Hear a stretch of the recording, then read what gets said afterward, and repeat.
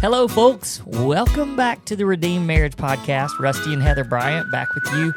And if you're not watching on YouTube, go there right now. Why? Because I am rocking the brand. Yeah, you today. are. This was not planned. It because wasn't. We were not planning to record our podcast. We're recording a little earlier than we normally do. Yep. So if you go to our YouTube channel, we are The Redeemed Marriage. You can find us on YouTube.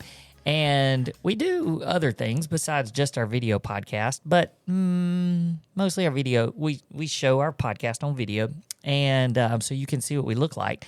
If you've never seen us before, we're really nice-looking people. Speak for yourself. And wait, what? No. Wait, Yeah, I was giving you a compliment. Speak for yourself. No, I meant you. Anyway, I'm really rocking the brand today. Yeah, you are. So I have on my Redeemed shirt. See, we have merch. So if you want that, yes. And Heather does have Redeemed on. Did you write that on your arm for this? Yeah, just for this. Yep, just for this. And then I also have my brand new hat that Heather gave me for Father's Day, and it says, "Hello, folks." Yeah, it does. And you know what's great about this? Yes, I ordered it. Yes, I surprised you for Father's Day. But actually, one of our listeners recommended that I get you that hat. That's cool. And it's like a, like you can't go order one. Well, you can, but it's just a hat company that'll engrave whatever you want to on the little thing. So I had them put "Hello, folks." But I walked in. We had dinner at our pastor's house tonight, and I walked in, and he had on our Redeemed Marriage hat. And we were like, man, we are just rocking the brand today. That's right. So anyway, if you've never seen all of our fun stuff like that, then go to our YouTube channel. Or if you don't know what we look like. Yep. So we're going to do summer shorts. Go ahead. Summer shorts, do do do do do do. Summer shorts, do do do do do do. Summer shorts, do do do do do do. Summer shorts. Why do we do that? I don't know. Isn't that the Baby Shark song? Yes, but I don't know. I started it last year. Is and Baby Shark still a thing? Yeah, I mean, well, Like- it's not like they've taken it off the radio. It's not banned. It should be good. But I don't think it's as big of a deal. Wait, was it on the radio? You just said it's on the radio. Did you know that my car? I've had my truck for 2 years and I've never turned the radio on. I've had my car for 3 years and I've never turned the radio on. I've never turned the radio on. Oh, I take that back. We listened to an Ole Miss basketball game one time. Well, that's why I realized my radio doesn't work because I turned it on and tried to listen to an Ole Miss football game when I was driving somewhere and I just wanted to hear the halftime stats and stuff. It didn't work. Yeah. But Mine works. I've just never turned it on. Well, my truck is old. But anyway, and it's because we just listen to podcasts all the time. We just listen to the Redeemed Marriage Podcast all the time. You listen to podcasts. I listen to worship Well, music. I hope all of our people out there, you're just listening to the Redeemed Marriage all the time. And so you don't need a radio. And also, hey, while we're at it, why don't you guys just do us a favor and share our podcast with a friend? It doesn't mean that your marriage is in trouble or you're in some sort of disaster mode to share it with a friend. We have good stuff on here that doesn't and necessarily. all you have to say is this marriage podcast is an encouragement to me. So check it out. Not like I think that my marriage is failing, or your marriage looks like it's screwed. So listen to this. Hey, y'all look like y'all are having problems. Listen to this marriage. Check this out. Podcast. All right. So anyway, help us out there. We because you're our best marketing. We are For sure. Now that we're not we are. They are. You are. We, however, are 4.5 minutes into our this summer podcast. short. It's okay. Let's go. I can't say podcast today. I said Get it. podcast. Read So what we're doing is summer shorts. We're doing just a quick answer because we want to be respectful of your guys' time. Oh my goodness, we are having some kind of trouble today with words. This is why it's been a long week. This is why Rusty leads the way on podcasts. Hey, how did your phone just do that? It changed, like, it's not bright, it's like dark now. Because it's nighttime. Mine doesn't do that. It's just a setting. Okay. Mm-hmm. Anyway, hey, read the question. Let's go. All right, here we go. We are 9 months post D-Day. So if you haven't listened to us before, sometimes we call it D-Day, day of confession, day of being caught in some type of infidelity or mistrust. Hey, what? Actually, I'm being real serious here. I don't ever call it that because I don't really know what that means. What is that? I don't either. Is it? I mean, what would the Discovery Day maybe? I don't know. We should figure that out because people write all the time. D-Day. And we know what you're talking about because we had a D-Day too. We just don't know what it means. Is there a D-Day in history? Yes, but let's not get into history. That's the last thing you need to try to talk about on this podcast. You want to tell them the banana story? No, I don't. Okay, here we go. All right. We are 9 months post D-Day. I have forgiven my husband for his infidelity, and we are working to rebuild our marriage with God in control. My question is, how am I supposed to forgive the affair partner? She was a coworker of his that pretended to be my friend. When I see her drive through town or even thought of her, the thought of her infuriates me, and I begin playing in my mind what I would say to her if I ran into her, and it is not good. God commands forgiveness, but I'm struggling with this one. Please help me. You know what I love about the summer short questions that we've chosen so far and the ones that we have ready to go is I have heard that question numerous times. It's not like that any of our questions have been, oh, maybe we should just reach out to that person and answer individually. Like this is across the board some really good questions. So talk about that. You're the one that had to forgive. Yeah, that was this is a deep one and a heavy one in some ways. I do know this. I do know that forgiveness is one of those things that I really had to learn a lot about forgiveness. And there's a book that I read, and I recommend this book to lots and lots of people. It's called Forgiving What You'll Never Forget. There's one that's a very similar title by Lisa Turkhurst, which also is a good book. But this book that I'm referring to is written by Dr. David Stoop, and it is very, very short. You could literally read it sitting in one sitting, and you can get it from Amazon for like $5. It's very cheap. But Forgiving What You'll Never Forget. It used to be called Forgiving the Unforgivable, so it has an older title to it. And I think Lisa Turkhurst is Forgiving What You Can't Forget. Yeah, it's very similar. But anyway, Dr. David Stoop. This particular book helped me more than any of the books on forgiveness. It told, it really spelled out and explained what forgiveness is and what it is not. And I think that was a big, big part of it for me, was learning kind of the myths of forgiveness.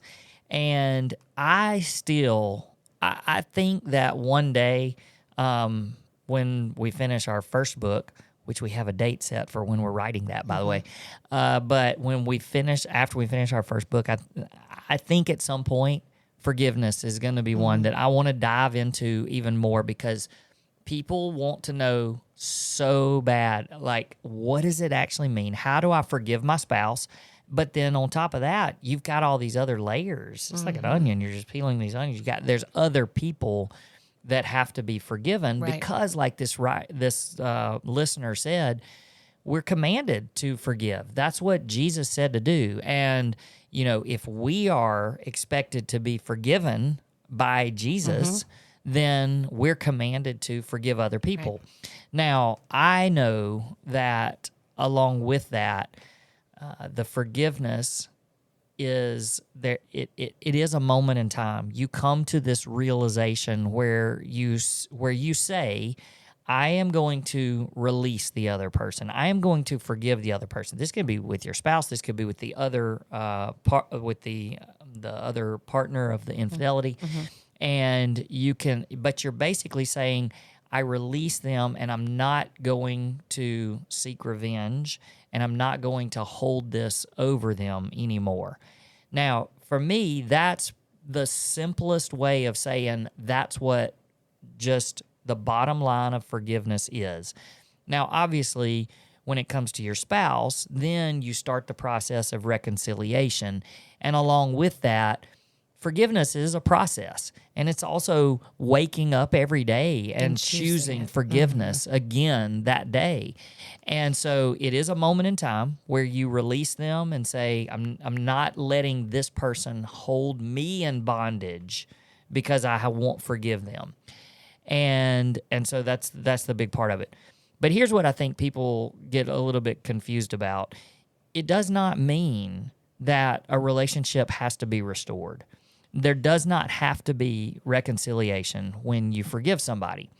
And so when you're thinking about this other person, you can release them. You can not hold it over their head. You can not want revenge, all of those things. And still, I'm just going to say it this way, and still not like that person. You don't have to like that person. And, you know, I have experienced this, and I have had to experience forgiveness of someone that you betrayed me with. And so, you know, there's never been a time in that process where I've thought, we need to have a relationship. Now, it may happen in some cases, and I'm not saying we're not even going to go there because there are some great stories that we've heard and we know of, but for us, we knew that it wouldn't even be healthy. And so, you know, I don't have hard or, you know, evil thoughts or bad thoughts. I did for a long time. And that's the part I wanted you to address. Next is where she asked, I rehearse what I would say in my head if I saw her, and it's not good. Yeah. Well, so how do you free yourself from that? Yeah, and I think that, you know, maybe it's somewhat therapeutic to have that conversation in your head, but really then I love your mentor always says, then what? You know, you play something out in your mind, and then you take the next step by saying, well, then what? So like, what good does that do? You know? Right. And so for me, it was always, I am going to avoid any confrontation, any communication, any type. We were not going to run into each other because I would avoid it at all costs, because I was the same way. Like I know that my flesh could come out in that moment and say some things that I would probably regret, and I certainly wouldn't want anybody else around to hear it. And so to just know, like, these are things that I would want to say to that person, but if I get anywhere close, I am removing myself from the situation. And so, you know, just to be the surface level of how do you go about forgiving? Well, you have to get there, and you have to really ask God to help you. But I just think it's so important to realize and remember, and you've probably heard this before, but choosing to not forgive somebody is like, you may have heard this, but it's like drinking poison and hoping the other person dies. And so, you know, if you think about that, just how the bondage, you're allowing that person to hold you captive and have power over you. And for me, that was one of the big things where I was like, no, I mean, this person has done enough damage in my life, and they are not going to have my spirit. They are not going to they're not going to be able to hold me captive and leave me in bondage where I can say, oh, well, now they really have power over me because I can't even stop thinking about it. That's and so it's just releasing it. And I think that's the big part about forgiveness is release it and let it go, because when you do, you're winning. Like, you're winning, because if you don't let it go, they are always winning over and over and over again. That's good. And don't you think that it's a choice to do? Like, sometimes I feel like people are waiting until they feel like forgiving them. And you may not ever feel like it, but you choose and you take steps of obedience to do that. And then it kind of.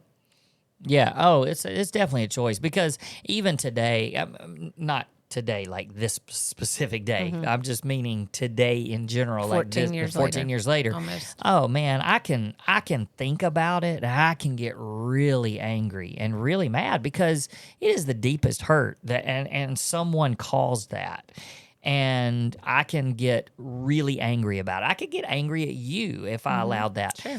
And then I just think, I'm not going to let that person have any amount of space in my head. They don't deserve that. They don't deserve to occupy my thoughts and my emotions and my feelings. And so, then change how you feel about me and your family and your relationship with the Lord. Well, I mean, it can taint everything. And like, I don't even want somebody to be the cause of me to have a bad day. Like, I don't want anybody to have that power over me.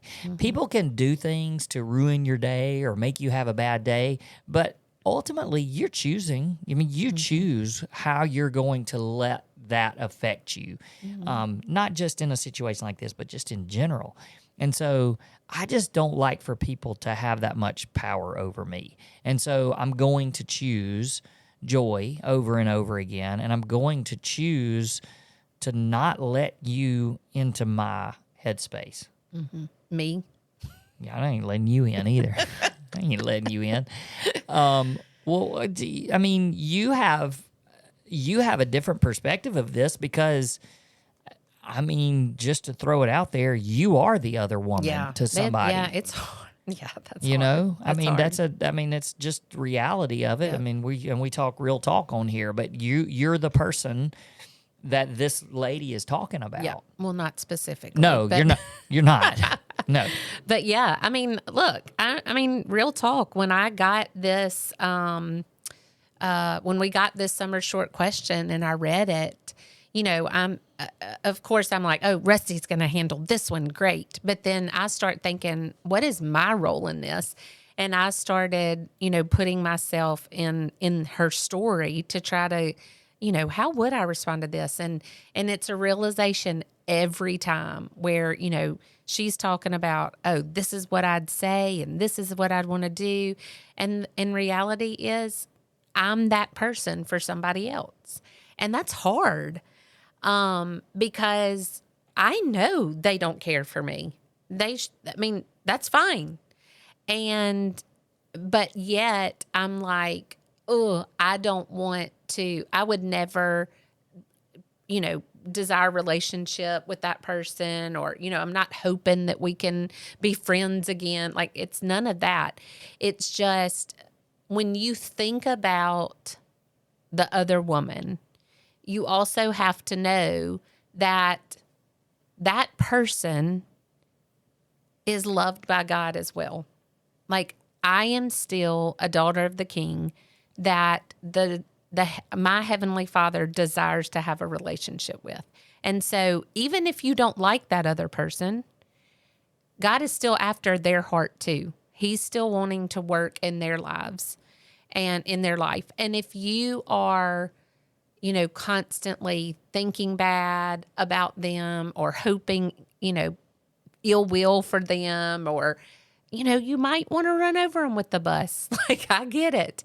But also acknowledging that that person is still just as precious to our Heavenly Father. And so, you know, you may not be in a spot where you can pray and say, God, I release them to you because I can't do anything for them or in their life. And so in releasing them, in choosing to forgive that person, I'm releasing them to you. And that other person may not be walking with the Lord. They may not have had a conversion experience like I did. But it's also a place that you just have to be really careful in wanting something bad to happen to that person, or, you know, I wish she would get what's coming, because you don't know what's going on in their life either. And so I think that's all just, and it's not a lesson to learn, or it's just a different perspective. It's, even though in this story and lots of stories out there, there's people who are like, the other woman, she's such a this and a that and a this. And I hear those words a lot. I hear them a lot, and they're hard to hear every time, because I just start thinking, there's somebody who definitely said that about me. And I just feel like there's, like you said, my favorite part is, just because there's forgiveness doesn't mean there has to be reconciliation with the other person. With your spouse, that's what your goal is if you're fighting for your marriage. But it doesn't have to be there with the other person. But you have to get to a place in your heart where you forgive. It's a daily choice. It's a daily choice. And then just realizing that they are a child of God too, and releasing them to Him. Yeah, and I think too, when you are looking at your spouse, and in our case, and I get to see the difference that you are and who you are today as opposed to 14 years ago, and the other spouse that thinks obviously probably not good thoughts about you, they don't get to see that. And in the same way, I can only hope and pray that the other marriage is healthy, and that they're making a difference in their own world and what they're doing. That's right. Because why not? Why? And I think that's where you know that forgiveness has really happened. Right. It's not like, I hope this person dies a slow death and is tortured, that kind. It's not that. It's like, why would I do that? Because I've seen what can happen in your life. So why can't it happen in we want this for every marriage. Right. So why would we not want that for that marriage too? That's right. And, it's still hard, because it's hard to even say those words. And it's kind of hard to say those words because, I don't even like thinking about, the other people. Right. It's just not. And that's why I use the word release. Like, you're just releasing them and saying, God, have your way in their life. Yeah, and I don't say this. I don't want to say this flippantly or make it sound like, but it's almost like you almost have to get to this place where I don't care. Yeah, and it's not, I don't care about them, but it's like, I don't need to go on social media and find out what's happening in their lives because I'm angry, or it's right. like, it just needs to be this. I don't care. That's not my job. It's not my responsibility. I'm leaving that up to God. And so, God cares. So Sure. I don't have to. That's right. And they're not your responsibility. They're not my responsibility. Yeah. Yep. So I hope that answered her question. Yeah, I do too. I think so. We probably talked a little bit more, but we're getting ready to write our second book already. All right. Hey, thanks for listening. We'll see you guys next time on the Redeemed Marriage Podcast. Peace. Peace.